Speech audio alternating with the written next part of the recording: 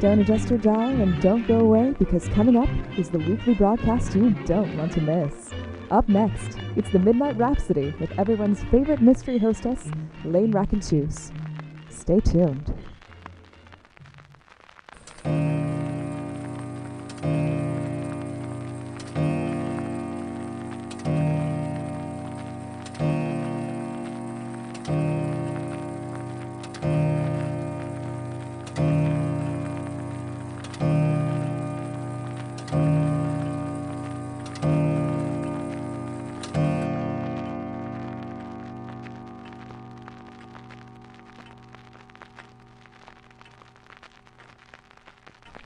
Once again, the clock strikes 12 and the stars shine ripe for wishing. Good evening, fellow insomniacs and slywalkers, to the one-stop show for all your specialized news and entertainment needs of the unreal sort that only we know. Now, as for your more ordinary ears, stay tuned at your own risk. I'm Layne Raconteuse, and you're listening to the Midnight Rhapsody. Oh, and I should probably tell you, darlings. The following programming is not intended for those who are not time travelers, world walkers, or reality hoppers. The producers of the Midnight Rhapsody cannot be held accountable for existential crises, bizarre dreams, or delusions of grandeur that may come of enjoying this program. Listener discretion is advised. Good evening, dear trovers and time travelers. As one world passes into the realm of dreams, another is just waking up, and yet another never sleeps, ever lurking in the shadows and places in between. Ordinary is quiet tonight, but Edge is not. Hello, darlings. I'll be your host tonight, as the hour of muses and mysteries is upon us once more. Let's dive in, shall we? Some headlines for tonight. The Atlantis event has come and gone, and I'm sure you want to hear the results of that. Yes, dear time travelers, yes, it is safe to go. Just try and stay in the present for now, oui? Because I still have a lot to tell you.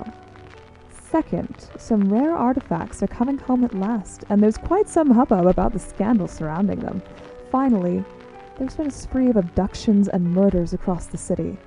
The occasional dead vampire in the city of the dead, and nobody raises an eyebrow. But now the unknown killer has taken to stealing the living. Stay tuned. But first, as always, a word from our sponsors.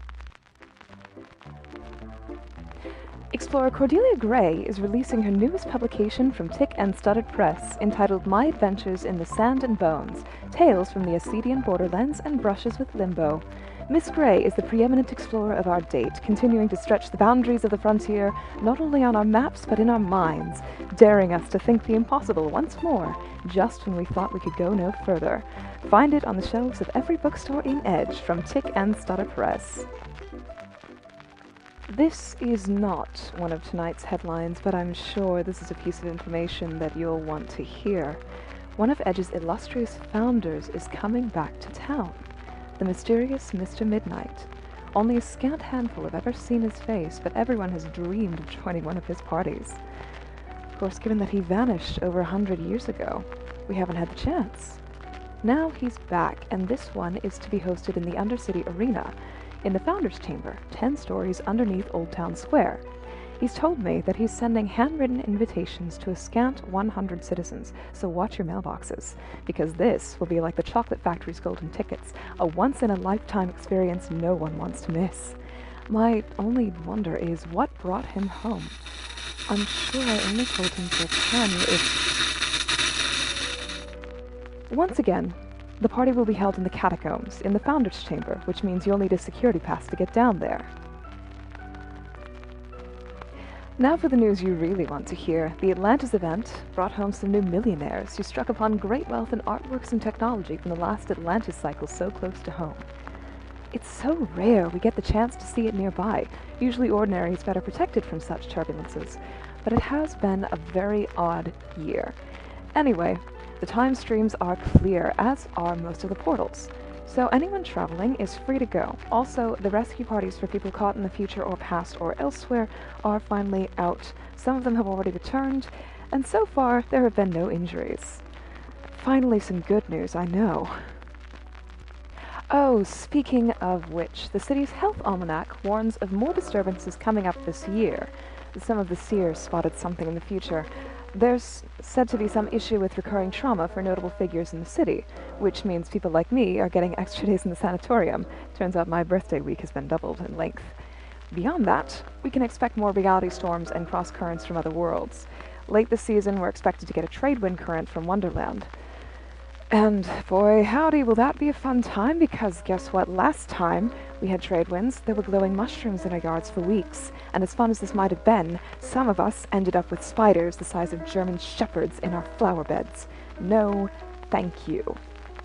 In other weather reports, the fairy season is coming upon us, and the Goblin Market is coming to Carroll Park for the false spring. Remember to leave the fairgrounds in the hours surrounding sunrise and sunset.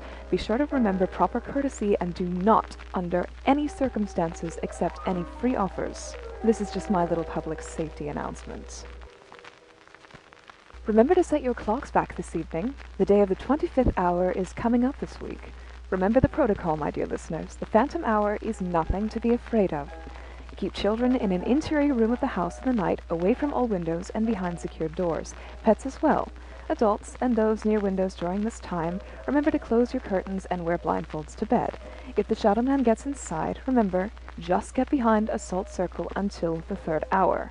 By the chime of red time, you will be safe. If you don't panic.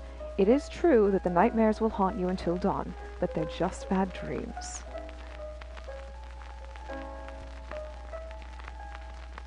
So here's our second headline for the night, a little event for artists. 2 bits of news, actually. The Stoker Archangels are coming back home.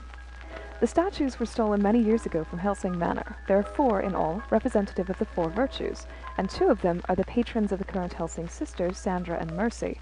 In addition, the Gothic community is hosting an auction of rare artifacts and pieces on the steps of the cathedral.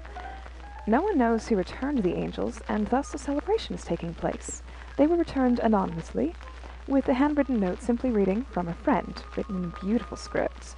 Probably someone came into inheritance and decided to return some property. Though, see, here's the thing. Those archangels are associated with a long-standing curse. They protect the Helsings, yes, because they were a gift to the family for protection by the artist. But they say these angels, if they're stolen, or if the Helsings are threatened, will come to life and stalk the thief until they finally relent and repent, or perish for their stubbornness. I've heard of a few deaths that these archangel statues are responsible for. If you would like to attend the auction, it's taking place in 3 days' time, after dark, on the steps of the cathedral. Be sure to wear your crucifixes, as there will be vampires attending. Not all of them are citizens. Now, in the Looking Glass Haven, one of my favorite haunts in the city, there is an unbirthday celebration in the morning for all current residents and members of the club, taking place at Hush Tea Sharp, though knowing me, I'll have already been there all night. The Mask and Rose Theatre has a new masked composer, a man named Alistair Knuckerdown, who is, by the way, the brother of Madame Anastasia Knuckerdown-Luxley. You know, my neighbours. I'm really beginning to like this clan. Maestro Knuckerdown is a man hideously deformed across his face and left side, but that doesn't stop him. In his half-mask, he's actually rather dashing. He can be seen walking about the city in my hours, and if he listens to the radio, he's listening right along with us right now. He's already working on a number of pieces and plays for his theatre, and as a gesture of camaraderie, he sent me a few original works for my own personal enjoyment. As an unbirthday present, he said.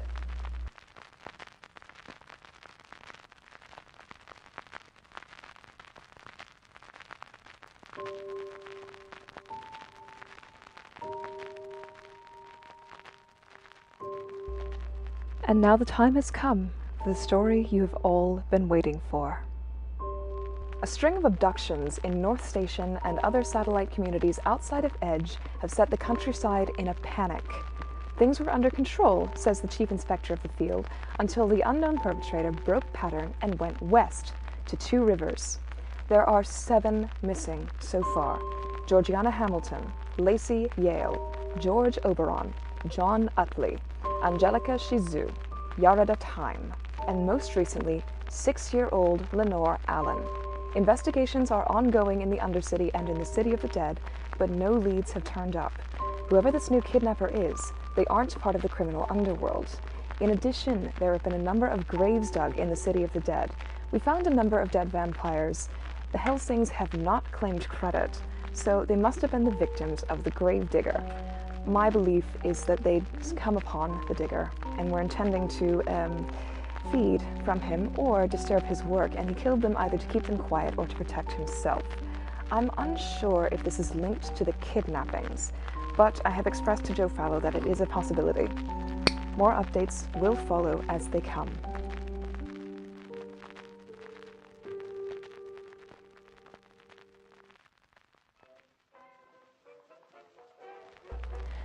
The Lucky Star Speakeasy's weekly password is Tumbleweed. The Morpheus House password to this week's poem is Whisper.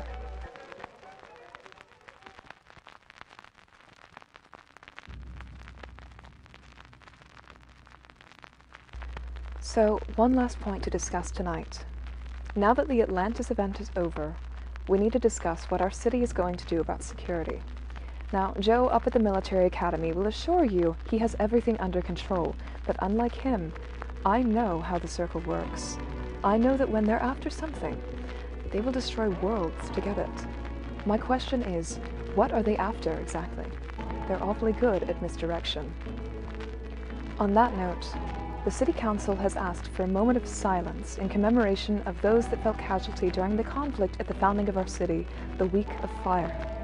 Just over 100 years ago, our city was founded as a free port of travel and trade between realms, unregulated by any but ourselves, and stationed outside of other realities within an artificial bubble we made for ourselves. Now, as that freedom is threatened, I ask you, dear listeners, to reflect on what we have and what it cost those before us to take it. The time travelers among us that were there still remember it like it was yesterday, what went on. Because for some of them, for some of us, it was yesterday. So, my darlings, let us pause for a moment of silence.